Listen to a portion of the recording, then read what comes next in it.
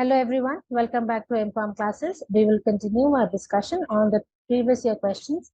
In the previous lecture, we discussed about the previous year question of 2023. In this lecture, we're going to start off with the previous year questions of 2022 MCOM.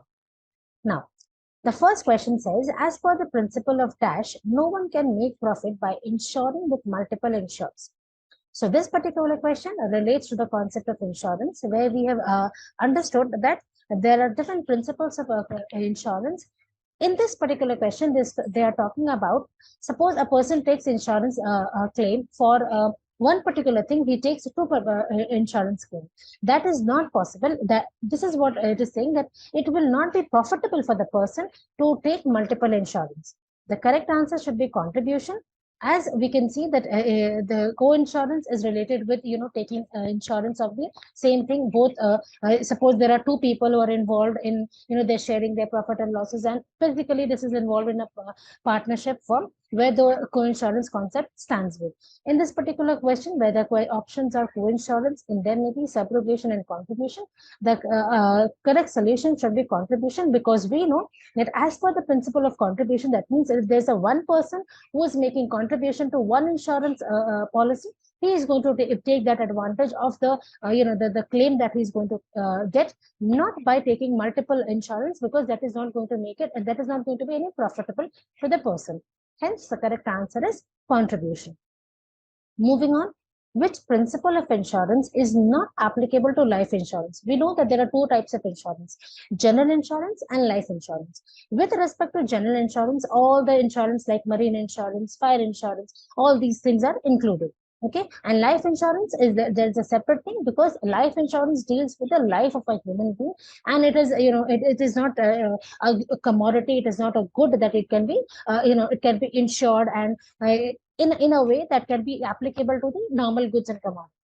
Option says utmost good faith, causa proxima, subrogation, and insurable interest. It is the question is asking not applicable to life insurance. So the correct answer should be subrogation, because the principles of utmost good faith is applicable in life insurance. Principle of causa proxima is applicable in life insurance, and insurable interest is also a part of life insurance. Subrogation is a part of general insurance. It is not a part of life insurance. The next question is match the following type of a question, where there are specific sectors are mentioned in the list 1, and the list 2 states the different regulatory bodies that are the apex institution for that particular sector. So the list 1, let us read the list 1: the capital market, insurance sector, banking sector, telecom sector. Okay, let us check which one is easier to match. So banking sector, we know banking is related with RBI, the Reserve Bank of India. So C should be 2.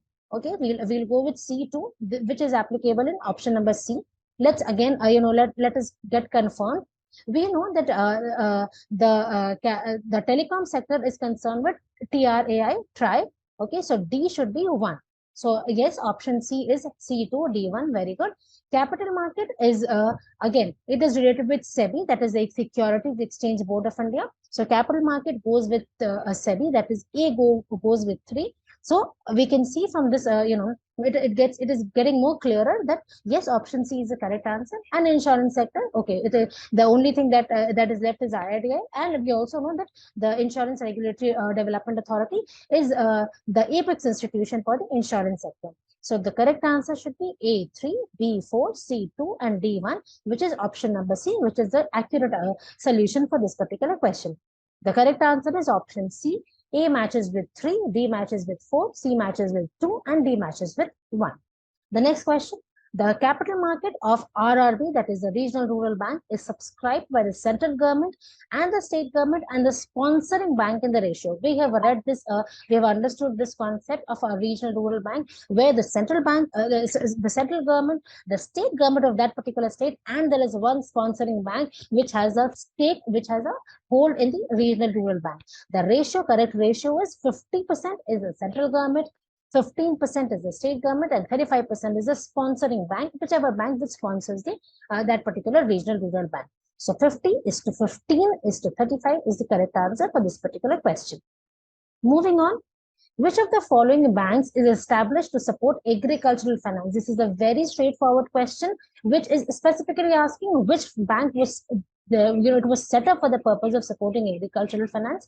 It is very easy. We know that NABARD or this was a bank which was set up specifically, for the purpose of supporting for agricultural finance, supporting the farmer and not only the farming activities but also the allied activities of farming.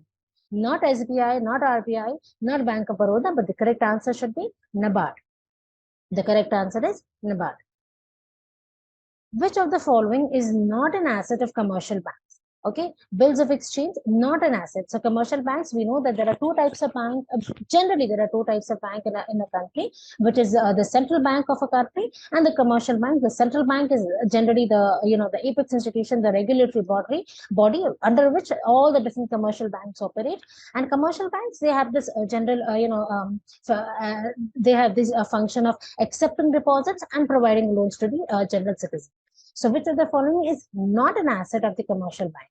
Bills of exchange, demand a deposit, cash reserved with the RBI, money lent to the customers. Now, we can see from the options itself that all these are talking about a reserve or a deposit or bill of exchange, which is there with the commercial bank.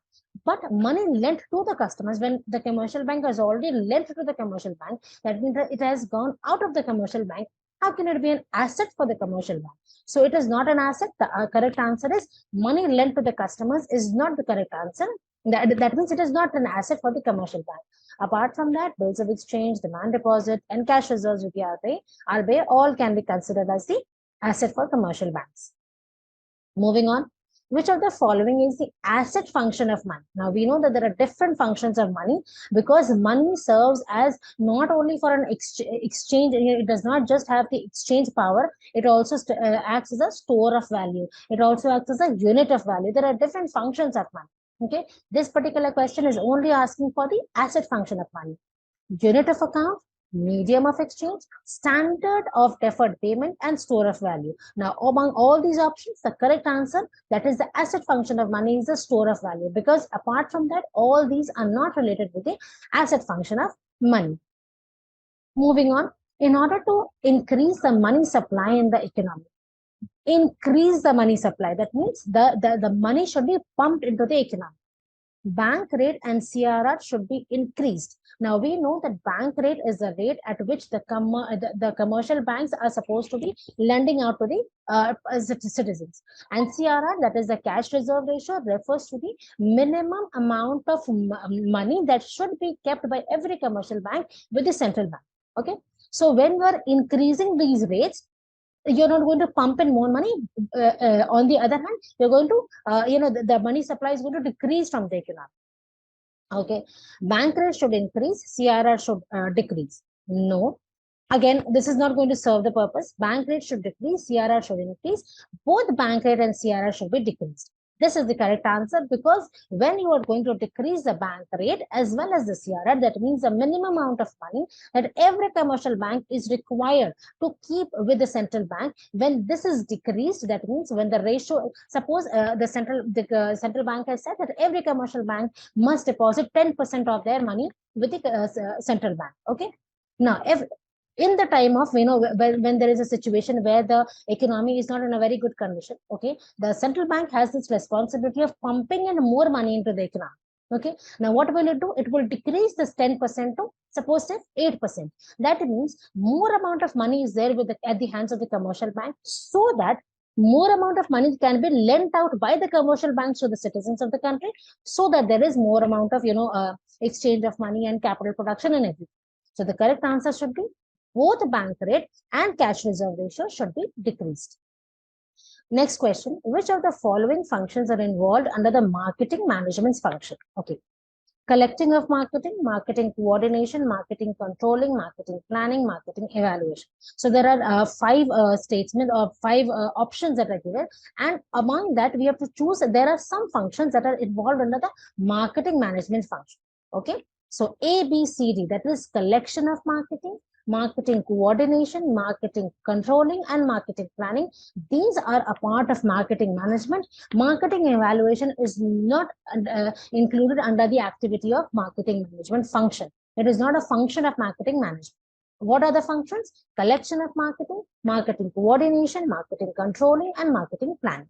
Starts with planning, of course, and ends with controlling. Rising promotion cost and shrinking profit margin are the result of which of the following?